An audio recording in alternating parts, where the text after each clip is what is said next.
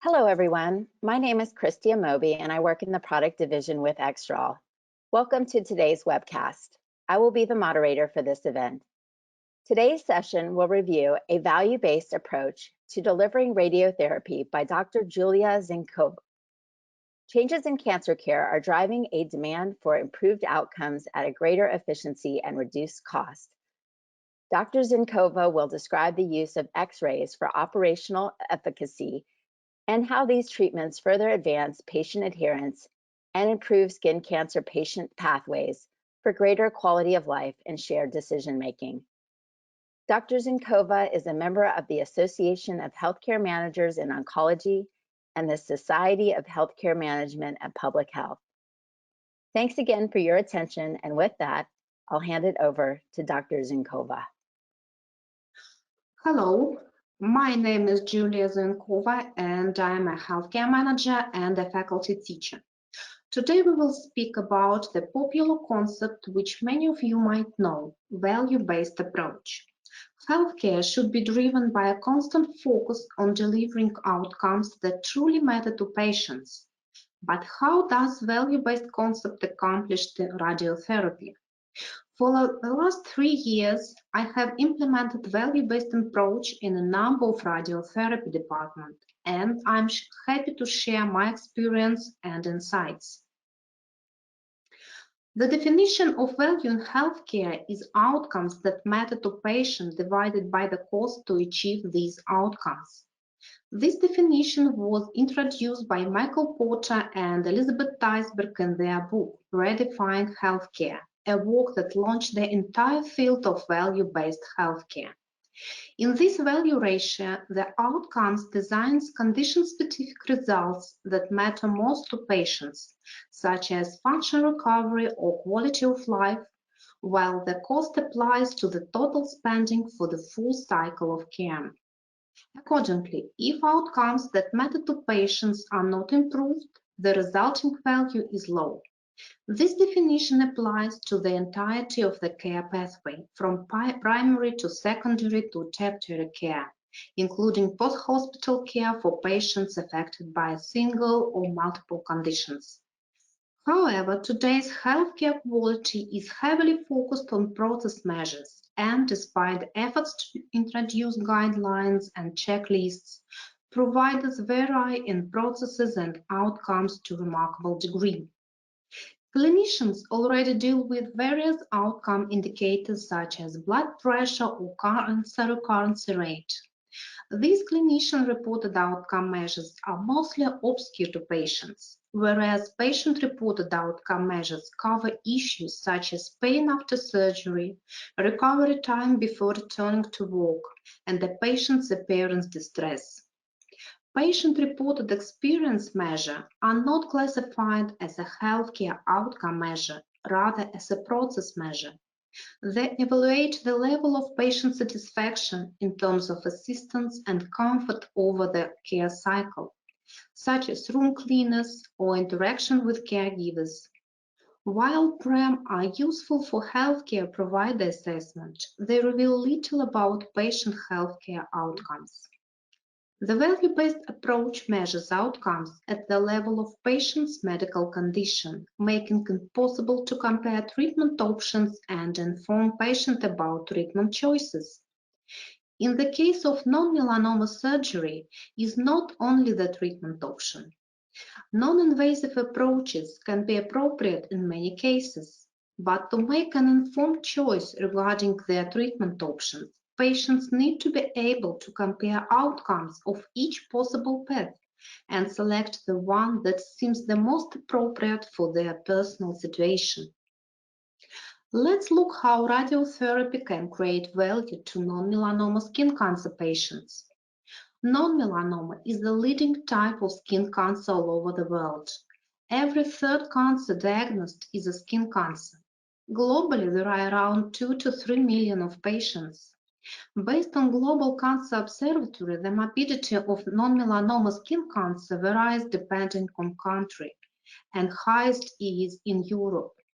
The main factor which induces skin cancer is insolation, and most often the cancer located on face and open skin areas, which causes patient distress and frustration about their appearance.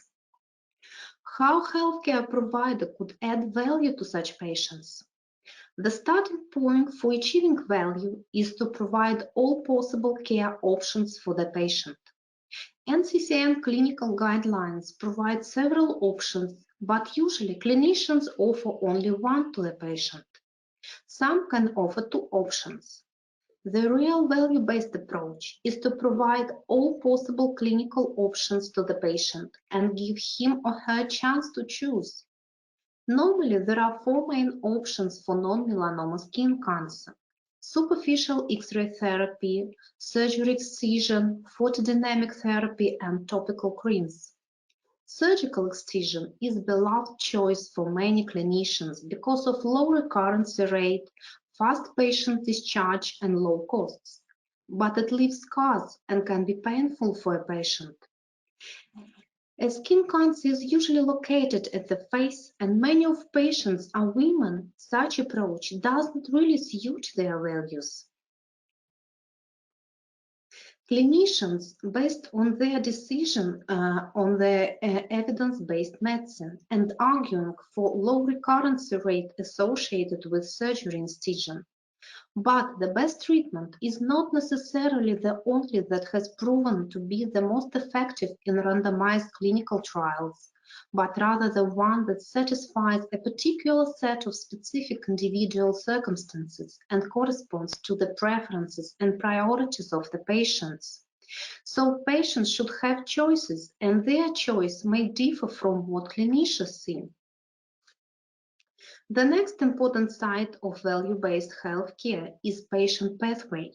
Skin cancer can be successfully treated at the early stages, but some patients can miss treatment because of some reason.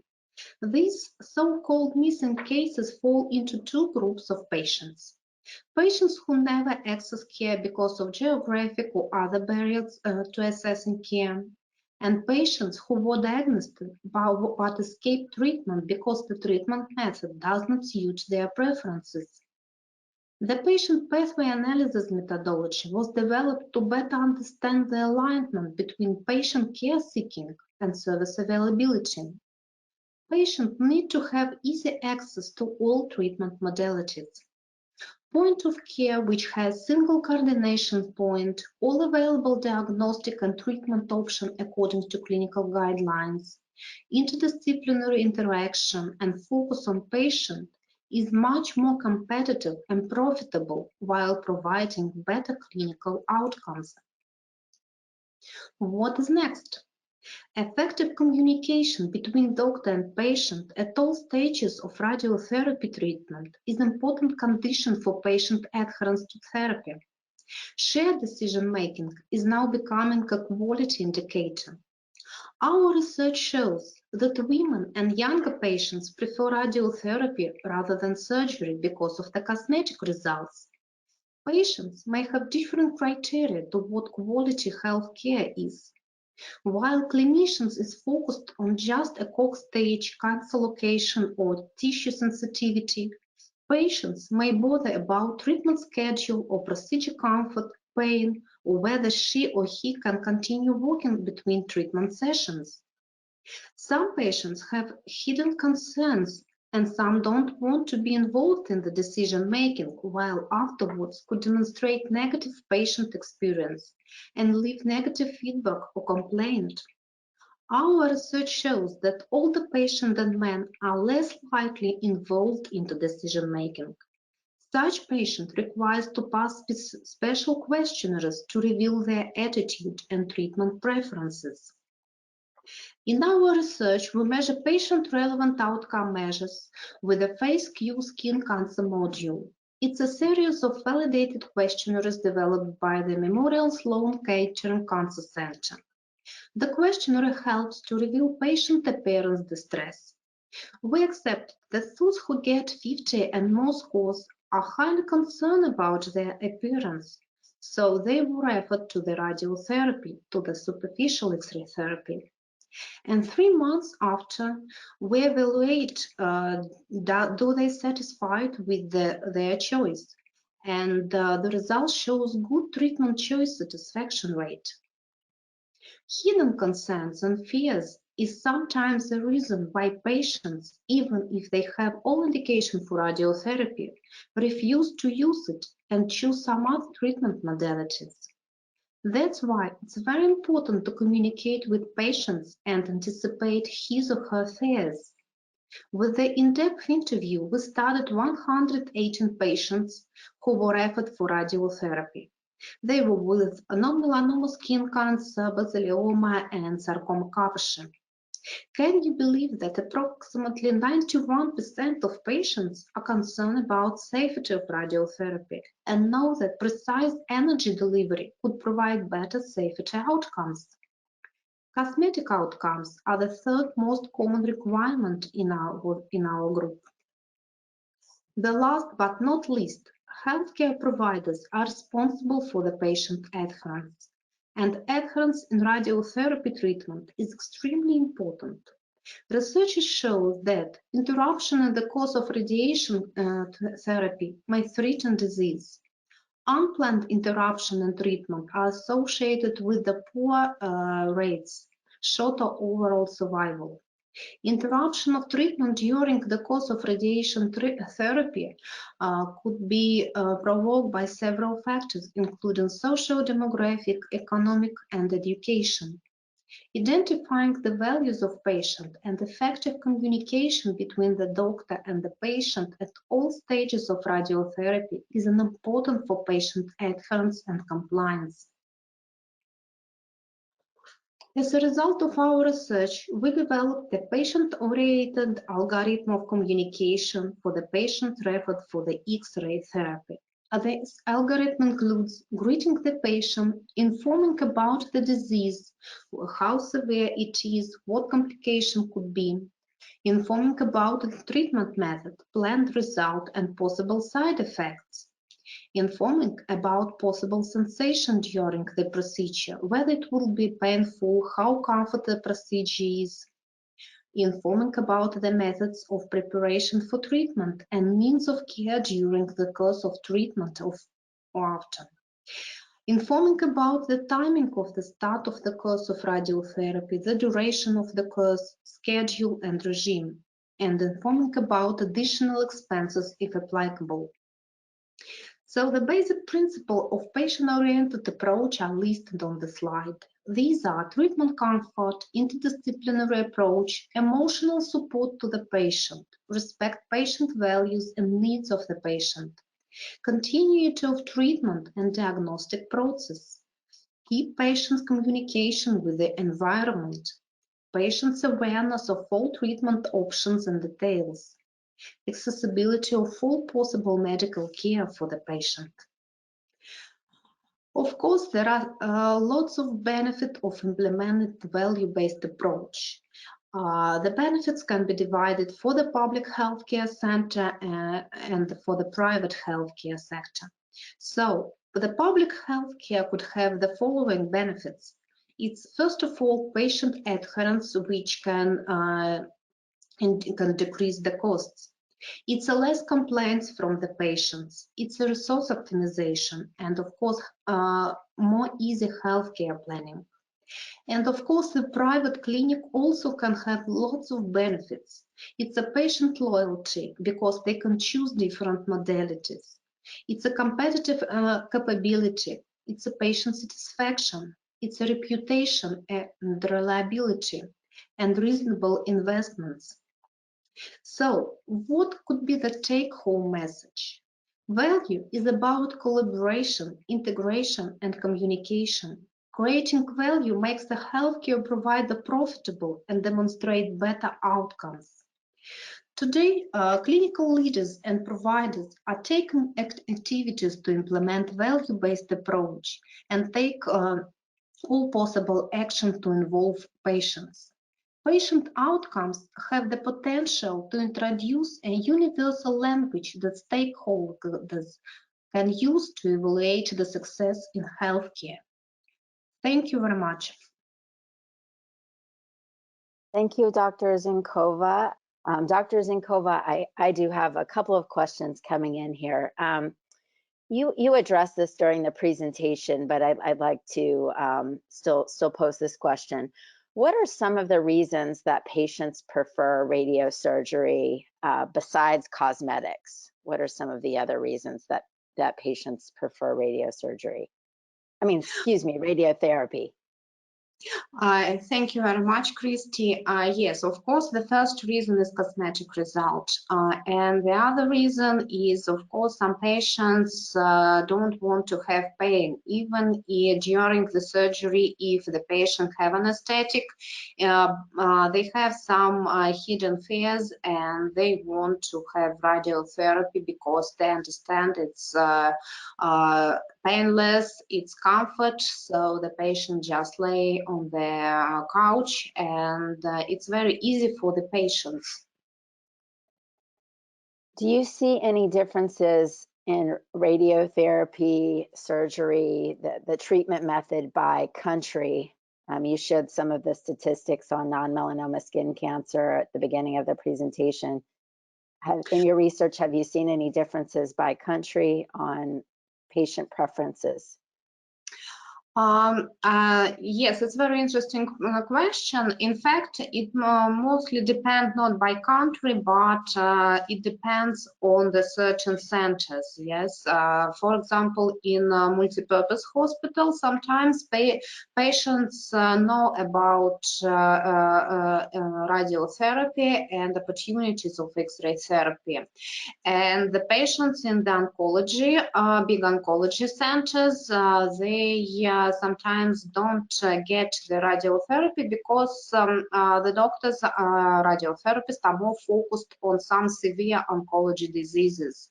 So the oncologist thinks that skin cancer, non-melanoma skin cancer is not something really so important, so they send these patients to the surgery.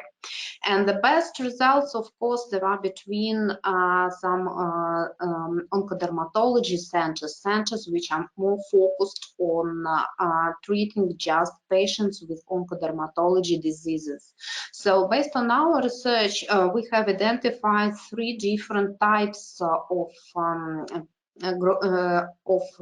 healthcare sites. It's multipurpose sites who are treating different types of patients also with benign diseases.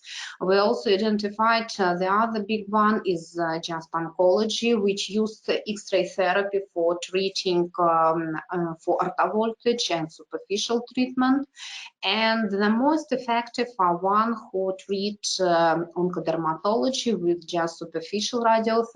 So they focus their patient flow, and they really have a huge number of such patients, and they detect this oncology, oncodermatology, and they have really good results. Okay, thank you.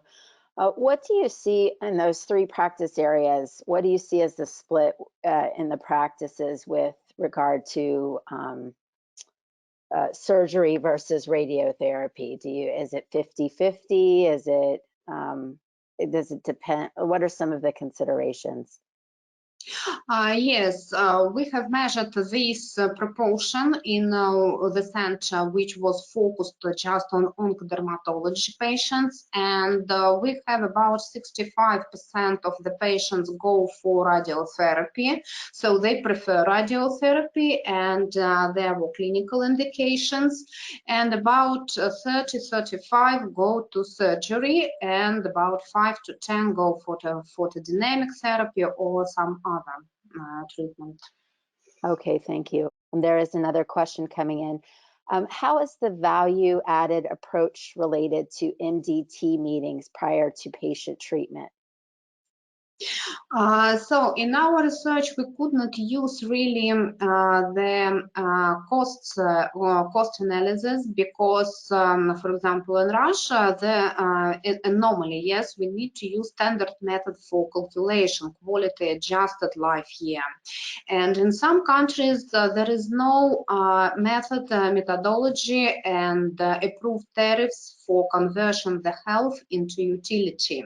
So we just approximate that we have just calculated the tariff for the skin cancer, for non-melanoma skin cancer, and we focused our cost assessment on operational efficiency. So we're most focused on patient pathway analysis, shared decision making, and patient adherence. Okay, thank you. I don't see any other questions coming in, Dr. Zuenkova. I actually had one question.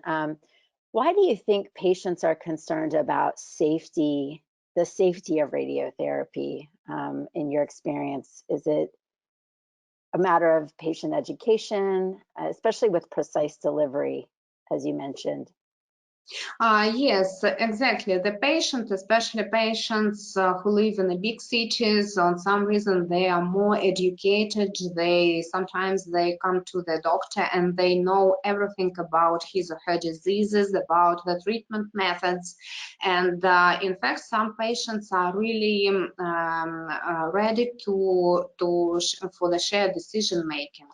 Especially these are women, these are more younger patients, and sometimes, yes, they know that the radiotherapy should be very focused, and they ask doctor about the precise radiotherapy, what could be the side effects, and so on. But of course, there are a group of patients, older patients, men, sometimes men after 80 years or so, who are not ready for the shared decision making, or for example, if they are working, so they can't spend time for visiting doctor for 20-25 sessions. So it depends. Right. Okay. Yeah, that makes sense, especially with multiple visits. Okay. Well, we've got a number of people here. Oh, there's a few more questions coming in. How easy do you think it would be to convince surgical colleagues to change in the practice from surgery to radiotherapy?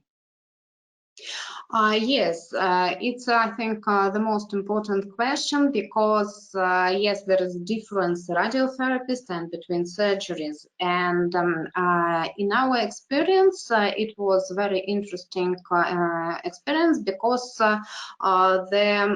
this multimodal center was created based on radiotherapy department, and the head of the radiotherapy department, he engaged the surgeries, he educates surgeries for photodynamic therapies, and he also provides him opportunities to got the license for radiotherapy.